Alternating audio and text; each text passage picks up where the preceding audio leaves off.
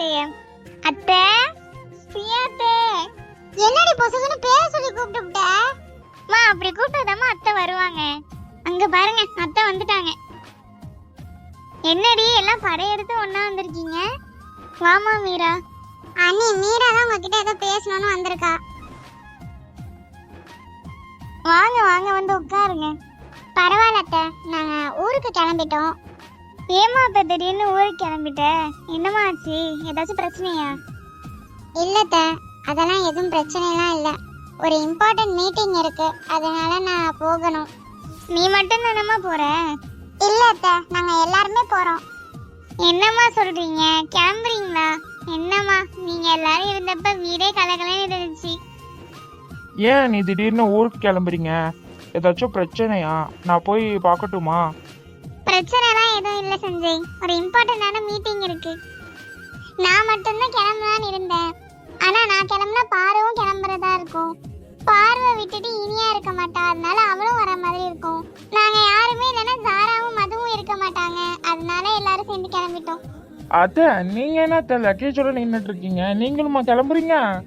ஆமாண்டா, நானும் தான் கிளம்புறேன். இது என்னடி அதிசயமா இருக்கு?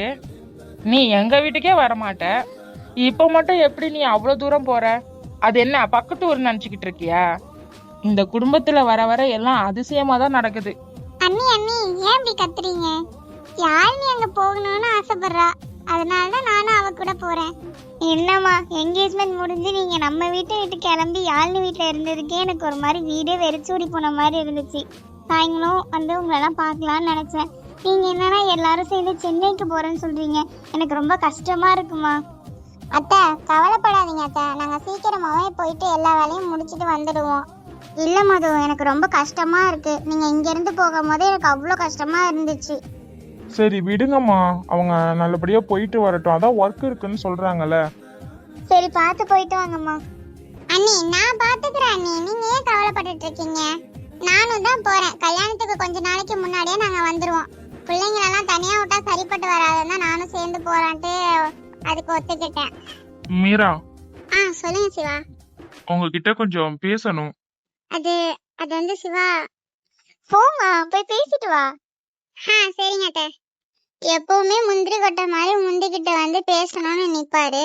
இப்ப என்ன ஒண்ணுமே சொல்லாம சைலண்டா நிக்கிறாரு? டேய் சஞ்சய். சொல்லுடா. என்னடா எப்பவுமே அன்னிக்கிட்ட பேசணும்னு ஓடுவ, இப்ப சான்ஸ் கிடைச்சிருக்கு இன்னும் பேசாம நின்னுட்டு இருக்கா? போய் பேசிட்டு வா. அதெல்லாம் ஒண்ணும் வேணாம்டா, சும்மானே இரு. சஞ்சய், நான் உங்ககிட்ட கொஞ்சம் பேசணும். என்ன மது? டேய், அவ உன்கிட்ட தனியா பேசணும்னு கூப்பிடுறா, அது கூடவா உனக்கு புரியல? போய் பேசிட்டு வாடா. சொல்லுங்க சிவா. அது ஒண்ணும் இல்லைங்க, என்கேஜ்மெண்ட் முடிஞ்சதுக்கு அப்புறம் உங்ககிட்ட நான் ஒரு வார்த்தை கூட பேசவே இல்லை. நீங்க ஓகே தான் நான் கூட தெரியல, எல்லாம் அவசரமா நடந்துச்சு. நீங்க எப்படி ஃபீல் பண்றீங்கன்னு எனக்கு தெரியல. நீங்க மனசார தானே ஏத்துக்கிட்டீங்க. ஏன் சிவா தேவையில்லாம யோசிக்கிறீங்க? எனக்கு உங்களை பிடிச்சதா ஓகே சொன்ன சிவா. எனக்கு உங்களை முன்னாடி இருந்தே பிடிக்கும். ஆனா என் தங்கச்சிங்களுக்கு ஒரு நல்லது நடந்த அப்புறம் தான் என் லைஃப் பத்தி நான் யோசிக்கணும்னு நினைச்சேன். ஆனா இதெல்லாம் நடந்துருச்சு, இதை நினைச்சு எனக்கு கவலைலாம் படல. என்னதான் இதெல்லாம் அவசரமா நடந்தாலும் எனக்கு தெரியும் நான் ஒரு நல்ல பர்சன் கையில தான் இருக்கேன். சரிங்க மீரா, உங்ககிட்ட ஒரு விஷயம் கேட்கணும். கேளுங்க மீரா. நம்ம பியூட்டி கம்பெனில மது, ஜாரா, தாரா, வைஷு இவங்க 4 பேரும் சாதாரண ஸ்டாஃப்ஸ் இல்ல, அந்த கம்பெனியோட முக்கியமான தூண்கள் மாதிரி. அதுலயும் மது ஒரு முக்கியமான பொறுப்புல இருக்கா. அதனால கல்யாணம் ஆன உடனே எல்லாத்தையுமே விட்டுட்டு வில்லேஜ்ல வந்து என்னால செட்டில் ஆக முடியாது சிவா. அப்புறம் நம்மளோட பியூட்டி கம்பெனி, அப்புறம் நம்மளுடைய 2 காலேஜ் எல்லாமே சென்னையில தான் இருக்கு. டெய்லியும் எவ்வளோ வேலை இருக்கும்னு உங்களுக்கே தெரியும். அங்க நான் இல்லைன்னா எல்லா வேலையுமே அப்படியே நின்று போயிடும். அதனால கல்யாணம் ஆன 2 நாள்லயே நம்ம சென்னைக்கு கிளம்புற மாதிரி இருக்கும். மதுவும் என் கூட கம்பல்சரி வந்தாகணும். இதை நான் இப்பவே உங்ககிட்ட சொல்லணும்னு நினைச்சேன். ஏன்னா நாளைக்கு யாருக்கும் எந்த வருத்தமும் இருக்கக்கூடாது. அதுக்காகவா நீங்க இவ்வளவு தூரம் யோசிக்கிறீங்க? உங்க பொறுப்பை நான் புரிஞ்சுக்கிறேன் மீரா. தேங்க்யூ சிவா. அப்புறம் ஒரு சின்ன ரிக்வெஸ்ட். சொல்லுங்க மீரா. நான் இதெல்லாம் குடும்ப குடும்பத்தை விட்டு தள்ளி இருக்கணுங்கிறதுக்காக சொல்லல சிவா. பொறுப்பையும் குடும்பத்தையும் ஒரே மாதிரி கொண்டுட்டு போகணும்னு எனக்கும் ஆசையா தான் இருக்கு.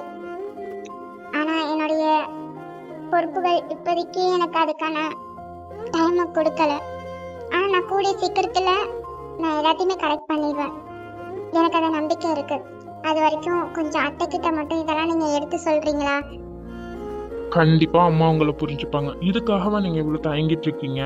அம்மா கிட்ட நான் பேசிக்கிறேன், நீங்க பார்த்து போயிட்டு வாங்க. Thank you Siva, thank you so much.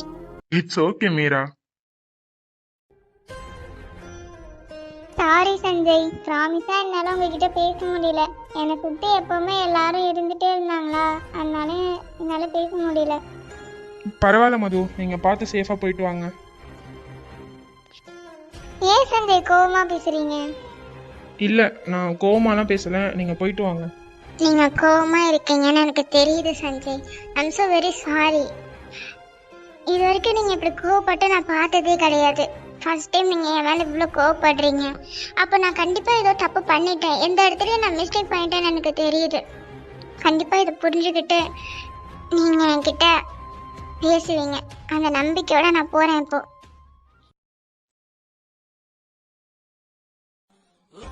அக்கா எப்படிக்கா இருக்கீங்க? நான் நல்லா இருக்கேன் வைஷு, நீ எப்படி இருக்க? தாரா எங்க? தாரா ஒரு மீட்டிங் விஷயமா கால் பேசிட்டு இருக்காக்கா. ஓ அப்படியா, ரொம்ப நல்லது.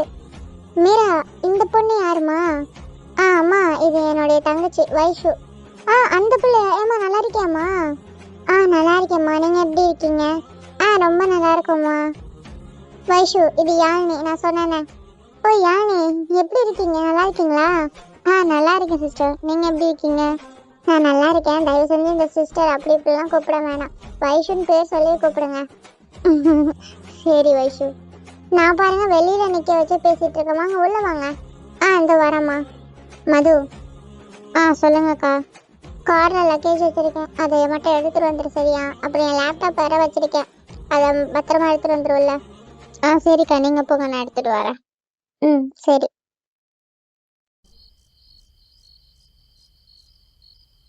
மீராமா சொல்லுங்கம்மா, நல்லா ரெஸ்ட் எடுத்தீங்களா? நல்லா ரெஸ்ட் எடுத்தோம்மா. உங்க வீடு ரொம்ப பெருசா பிரம்மாண்டமா இருக்கு, நாங்க நல்லா சுத்தி பார்த்தோம். சரிம்மா, உங்களுக்கு நம்ம வீடு பிடிச்சிருக்கா? ரொம்ப ரொம்ப பிடிச்சிருக்கு. அக்கா அக்கா எனக்கு உங்க வீட்டையும் பிடிச்சிருக்கு, உங்க எல்லாருமே ரொம்ப பிடிச்சிருக்குக்கா. உங்க கூட இருக்கும் போது ரொம்ப ஜாலியா இருக்கு தெரியுமா? யாழினி, ஏன் இப்படி பேச்சு பேசுற? நம்ம வீடுன்னு சொல்லு, நான் உன் அக்கா தானே, அப்படிதானே நீ என்ன நினைக்கிற? சாரிக்கா சாரிக்கா. அப்புறம் இங்க இருக்கிற வரைக்கும் ரொம்ப சந்தோஷமா இருக்கணும், ஓகேவா? ஏதாச்சும் வேணும்னா தயங்காம எங்க கிட்ட கேட்கணும், ஓகே? சரிக்கா. என்ன ஏதோ சத்தம் கேக்குது, சரி என்னன்னு போய் பாப்போமா? இல்ல இல்ல வேணாம், மறுபடியும் கேட்டா போய்க்கலாம். அக்கா உங்ககிட்ட கேட்கணும்னே இருந்தேன், நீங்க எப்படி இவ்வளோ பெரிய வீட்டுல தனியா இருக்கீங்க? ஏண்டி உனக்கு கேட்கறதுக்கு வேற எதுவும் கேள்வி கிடைக்கலையா என்ன? இத்தனை பேர் இருக்காளுவோ, அவளுக்கு என்ன தனியாவா இருக்காளே? விடுங்கம்மா. இங்க பாரு யாழினி, நாங்க சின்ன வயசுல இருந்து தனியா தான் இருக்கோம். சரி சரி சரி, வாங்க எல்லாரும் ஒரு சின்ன கேம் மாதிரி விளையாடலாம். என்ன கேம் விளையாடலாம்? ஏதாச்சும் விடுகதை மாதிரி கேம் விளையாடலாமா? ஃபன்னா ஜாலியா இருக்கும்ல. ஓகே, எனக்கு ஓகேப்பா. எங்களுக்கும் ஓகே. அம்மா உங்களுக்கு ஓகேவா? என்னம்மா நீ இப்படி கேட்டுட்ட? அந்த காலத்துல விடுகதை எல்லாம் எனக்கு அட்டுப்படி, இந்த விளையாட்டெல்லாம் என்ன அடிச்சுக்க ஆளே கிடையாது. ஓகேம்மா, உங்களுக்கு ஓகேனா எனக்கு ஓகே. சரி, அப்போ கேமை ஸ்டார்ட் பண்ணிடலாம். ஃபர்ஸ்ட் அம்மா நீங்க தான் கேட்க போறீங்க, ஓகேவா? அப்பாடா, இதெல்லாம் செஞ்சு முடிக்கிறதுக்குள்ள ரொம்ப டயர்ட் ஆயிடுச்சுல. இதெல்லாம் நீ செஞ்ச ஒரு வேலை கூட நீ பார்க்கலடா. உனக்காக எல்லாத்தையும் நாங்க பார்த்துட்டு எங்களுக்கு தான் ரொம்ப டயர்டா இருக்கு. டே அண்ணன் தம்பி, நீங்களாம் எதுக்குடா இருக்கீங்க? இதெல்லாம் நீங்க தான் செய்யணும். உங்களுக்கு ஏதாச்சும் வேணும்னா நான் செய்ய மாட்டேனா என்ன? சஞ்சய், நான் கூட இது மாதிரிலாம் எதுவும் ட்ரை பண்ணதே கிடையாதுடா. ஆனா நீலாம் வேற லெவல்டா சஞ்சய். அவன் லவ் பண்ணும் போதே வினோதமா சுத்திட்டு இருந்தான், இப்போ என்கேஜ்மெண்ட் வேற ஆயிருக்கு, சும்மாவா விடுவான்? நீ சொல்றதும் கரெக்டு தான்டா. சரிடா இப்படியே பேசிட்டு இருக்காதீங்க, நான் போய் மதுவை கூட்டிட்டு வந்துடுறேன். போ போ போய் தொலை. நல்லா கேட்டுக்கோங்க. ஒரு வீட்ல 4 மூளை இருக்கு. அந்த ஒவ்வொரு மூளையிலயும் ஒரு பூனை இருக்கு. அந்த ஒவ்வொரு பூனைக்கு முன்னாடியும் 3 பூனை. இப்போ அந்த வீட்ல மொத்தம் எத்தனை பூனை இருக்கு? அப்போ 12 பூனை இருக்கும். தப்பு. ஒருவேளை அங்க கண்ணாடி இருக்குமா என்ன? அதனாலதான் அங்க ஒரு ஒரு பூனைக்கு முன்னாடியும் 3 பூனை இருக்குமா? அதெல்லாம் இல்ல. அப்ப அது என்னவா இருக்கும்? அங்க மொத்தம் 4 பூனை தானமா இருக்கும். ஆமா. அது எப்படி கரெக்டா இருக்கும்? அது ஒண்ணும் இல்லக்கா, இது ஈஸி தான். என்னன்னா, ஒரு வீட்ல 4 மூளை இருக்கு. ஒரு ஒரு மூளையிலயும் ஒரு ஒரு பூனை இருக்கு. அப்ப அங்க எத்தனை பூனை இருக்கு? 4 பூனை. அப்போ ஒரு பூனையோட வியூல இருந்து பார்த்தோம்னா அந்த பூனைக்கு ஆப்போசிட்ல 3 பூனை நிக்கும். இதுதான் ஆன்சர். அது சரி, நான் இதை யோசிக்கவே இல்லை. நானும் இந்த அளவுக்கு யோசிக்கலையா நீ? அக்கா மீரக்கா, நீங்க தான் இப்போ. நானா? சரி இரு, நான் யோசிச்சே சொல்றேன். ஓகே ஓகே, யோசிங்க. ஓகே, இப்ப நான் கேக்குறேன். ஒரு வீட்ல ஒரு ரூம். அந்த ரூம்ல 5 பிரதர்ஸ் இருக்காங்க. அந்த 5 பிரதர்ஸும் ஒரே நேரத்துல தான் வெளியில போவாங்க, வருவாங்க. ஒருத்தரை ஒருத்தர் முந்தவும் மாட்டாங்க, பிந்தவும் மாட்டாங்க. அது என்ன? அப்பாவும் அவரோட 4 பிள்ளைகளும், அப்படிதானே? இல்ல, தப்பு. 5 பஞ்சபூதங்களாக்கா? இல்ல, தப்பு. கொஞ்சம் நல்லாதான் யோசிங்களேன். ஆமா, நீ சொல்லுமா, உனக்கு தான் இதெல்லாம் ஈஸியா தெரியுமே, நீ சொல்லுமா. ஆமாமா, எங்க யாருக்குமே தெரியல, நீங்களே சொல்லுங்க. மது மது. ஏய் நிலா, சொல்றி, உனக்கு ஏதாச்சும் சத்தம் கேக்குதா? மது மது. ஆமா மது, எனக்கும் இப்பதான் கேக்குது. வரியா, என்னன்னு போய் பார்த்துட்டு வருவோம். இப்பயா? அங்க போய் என்னத்த பார்க்க சொல்ற? சும்மா என்னன்னு போய் பார்த்துட்டு வருவோம். அக்கா கிட்ட சொல்ல வேண்டாம். அக்கா எங்க போறீங்கன்னு கேட்டா ரெஸ்ட் ரூம் போயிட்டு வந்துடுறோம்க்கான்னு சொல்லிட்டு வந்துருவோம். சரி, சொல்லிட்டு வா, போய் பார்ப்போம். சரி. என்னடி நிலா, இந்த இடமே இவ்வளவு இருட்டா இருக்கு. ஏ மது, வாடி, இப்படியே ஓடி போயிடுவோண்டி, ரொம்ப பயமா இருக்குடி. ஆனா ஏதோ சத்தம் வந்துச்சேடி. நைட்டு நேரத்துல அப்படி தாண்டி வரும், வாயில வருதுடி எனக்கு. வாடி, கிளம்புவோம். நான் என்னன்னு பார்க்காமலாம் வரமாட்டேன். மது வேணாம் மது. என் கூட வருவியா, வரமாட்டியா? வந்து தொலைற, வேற என்ன வழி எனக்கு இருக்கு? சரி வா, போய் பாப்போம். ஆண்டவனே, நீ தாண்டா எங்களை காப்பாத்தணும். ஓய் பொண்டாட்டி. ஏய், அது சஞ்சய் தானே? ஆமாடி, சஞ்சய். ஓய் பொண்டாட்டி, என்ன அங்கே நின்னுட்டு இருக்கவா?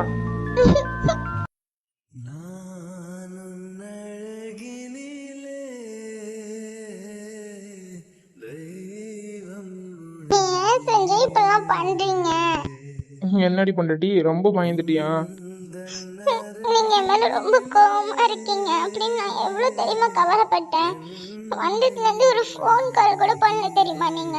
இவ்வளவு தெரியுமா, ரொம்ப கஷ்டமா இருந்துச்சு. சாரிடி, நான் போய் என் செல்ல குட்டி கிட்ட கோவப்படுவானா? நான் அப்படி பண்ணுவேனா? என்னைக்கிட்டே நான் உன் மேல கோவப்பட்டிருக்கேன்? உன் பர்த்டே வருதுன்னு எனக்கு முன்னாடியே தெரியும், அதனாலதான் அப்படி நடந்துக்கிட்டேன். ஒரு சர்ப்ரைஸ் கொடுக்கலாமேன்ட்டு. எப்படி இருக்கு உன் புருஷனோட சர்ப்ரைஸ்? போங்க சஞ்சய். டேய், ரொம்ப நேரமா அப்படியே நின்றுட்டு இருக்கீங்கடா, வந்து கேட்க வெட்டலாம். சட்டு புட்டுன்னு சாப்பிட்டு நாங்க கொஞ்சம் போய் ரெஸ்ட் எடுப்போம். டேய், கொஞ்சம் சட்டு இருங்கடா. சாரி சஞ்சய். எதுக்கு பொண்டாட்டி சாரி எல்லாம் கேட்கற? எனக்கு தெரியாதா நீ எப்படின்ட்டு? நீ வேலையா இருப்பேன்னு எனக்கு தெரியும்டி. அங்க எத்தனை பேர் இருந்தாங்க, அது கூட என்னால புரிஞ்சுக்க முடியாது. நீ சொன்னப்பயே நான் புரிஞ்சுக்கிட்டேன். நான் ரொம்ப பயந்துட்டேன் சஞ்சய். நான் தாண்டி உங்ககிட்ட சாரி கேட்கலாம். சாரி டி, லவ் யூ டி. லவ் யூ டு சொல்ல மாட்டியா? Love you too. சரி வா, போய் கேக் கேட்கலாம். நான் கொஞ்ச நாளும் இப்படியே இருக்கேன். இங்க யார் யார் நிக்கிறான்னு தெரியும்ல? யார் யார் நிக்கிறா? சிவா, கார்த்திக், வருண், இவங்க எல்லாரும் நிக்கிறாங்க. அது மட்டும் இல்ல, உங்க அக்கா அங்க நின்னுக்கிட்டு நம்மளதான் பாத்துட்டு இருக்காங்க. உண்மையிலே அக்கா நின்னுட்டு இருக்காங்களா? ஆமாண்டி. சஞ்சய், அக்கா பாக்குறாங்க, விடுங்க. இப்ப மட்டும் உனக்கு உங்க அக்கா இருக்க தெரியுதா? சஞ்சய் போதும் சஞ்சய், விடுங்க. கிளம்புனதுக்கு அப்புறம் கிளம்புனீங்களா? ஆமா, நீ மதுவோட பர்த்டே, எப்படி அவளை பார்க்காம இருக்க முடியும்? அதான் நீங்க கிளம்புன கொஞ்ச நேரத்துல நாங்களும் கிளம்பிட்டோம். ஓ அப்படியா? ஒரு வார்த்தை சொல்லிருக்கலாம்ல. சொன்னா எப்படி அண்ணி சர்ப்ரைஸா இருக்கும்? ஐயோ, மதுவோட பர்த்டேன்னு நான் மறந்துட்டேன் சஞ்சய். காலைல இருந்து ரொம்ப வேலையா இருந்தோம். அதான் நாங்க எல்லாருமே மறந்துட்டோம். எனக்கு தெரியும் அண்ணி, நீங்கள் மறந்துருப்பீங்க அப்படின்ட்டு. ஏன்னா யாருமே சும்மா இல்லைல்ல, கொஞ்சம் வேலையாக தானே இருந்தோம். பரவாயில்ல அண்ணி. தேங்க்ஸ் சஞ்சய். இன்னைக்கு நீங்க மட்டும் வரலனா நாங்க எல்லாருமே மறந்துருப்போம், அவளையும் அப்செட் ஆக்கியிருப்போம். அப்படிலாம் நான் நடக்க விட்டுருவேனா அண்ணி? அவளோட முகத்தில் சிரிப்பை பார்க்க தானே இவ்வளோ தூரம் வந்தேன். ஓகே, அப்போ கேக்கை கட் பண்ணிடலாமா? வாங்கக்கா. என்னடி இதுங்க ரெண்டும் கட்டி பிடிச்சி நின்னுட்டு இருக்குங்க, நவருமா நவராதுங்களா? அதுங்க கட்டி பிடிச்சிட்டு நிக்கிறதெல்லாம் ஒரு பக்கம் இருக்கட்டும், மீராக்கா வேற பாத்துட்டு இருக்காங்க. மாமா, சொல்லு யாழ்னி. அவங்க பேர் ரொம்ப நல்லா இருக்குல்ல மாமா? ஆமாம் யாழ்னி. அது கார்த்திக் தானே? இவ்வளோ நாளுக்கு அப்புறம் நேர்ல பாக்குறேன். எத்தனை தடவை கால் பண்ணேன், எத்தனை மெசேஜ் அனுப்புனேன், ஒரு ரிப்ளை கூட இல்லை. ஒருவேளை நான் ஏதாவது தப்பு பண்ணிட்டேனா? இல்ல என்ன மறந்துட்டாரா? நேற்று வரைக்கும் நீ இல்லாம என்னால இருக்க முடியாதுன்னு சொன்னவன் இன்னைக்கு நான் இருக்கிறதே தெரியாத மாதிரி நடந்துக்கிறான். நீ பேசாம இருக்கிற ஒவ்வொரு நாளும் 1000 காரணம் யோசிச்சேன். ஆனா உண்மையான காரணம் மட்டும் இன்னும் தெரியல. இப்போ இவ்வளோ பக்கத்துல இருந்தும் என்னை பார்க்க கூட தயங்குறியே. அந்த பார்வைக்கு பின்னாடி என்ன வழி இருக்கு கார்த்திக்? நீ என்னை அவாய்ட் பண்றது கோபத்தாலையா, வெறுப்பாலையா, இல்ல சொல்ல முடியாத ஏதோ ஒரு காரணத்தாலையா? எதுவா இருந்தாலும் ஒரே ஒரு வார்த்தை சொல்லிடு, அந்த பதிலோட நான் வாழ கத்துக்கிறேன். ஆனா இந்த மௌனத்தோட மட்டும் என்னால வாழ முடியாது. திரும்பாத கார்த்திக், அவ கண்ணை பாத்துறாத. ஒரு நொடி பார்த்தா கூட நீ மறைக்க நினைச்ச எல்லா உண்மையும் உன் கண்ணுல தெரிஞ்சிடும். எதிரில் நிக்கிறது நீ உயிரா காதலிச்சு தார, பக்கத்துல நிக்கிறது உன் வாழ்க்கைன்னு எல்லாரும் முடிவு பண்ண யாழ்னி. என்ன ஒரு விதிடா இது. காதலிச்சவ கையை பிடிக்க முடியல, கைப்பிடிக்க போறவளுக்காக காதலிச்சவ முகத்தை பார்க்க முடியல. அவ எத்தனை தடவை என்னை தேடினாலோ ஒவ்வொரு கால், ஒவ்வொரு மெசேஜும் என் மனசை கிழிச்சது. ஆனா பதில் சொல்ல மட்டும் தைரியம் வரல. இப்போ அவ ஒரே ஒரு பார்வைக்காக காத்திருப்பா. ஆனா அந்த பார்வை அவ வாழ்க்கையே சிதைச்சிடும். அவ என்னை வெறுத்துட்டா பரவாயில்ல, ஏமாத்திட்டு மட்டும் நினைக்க கூடாது. பேசணும் தரன்னு ஒரே ஒரு தடவை கூப்பிடணும். ஆனா அந்த ஒரு வார்த்தைக்கு அப்புறம் நான் சொல்ல போற உண்மையை அவ தாங்குவாளா? இல்லை, நான் பேசாம இருக்கிறது தான் நல்லது. அவ கண்ணீர் சிந்துறத பார்க்கற தண்டனையை விட மன்னிச்சிருக்காரா, உன்னை விட்டு விலகினது காதல் குறைஞ்சதுனால இல்லை, காதல் அளவுக்கு மீறி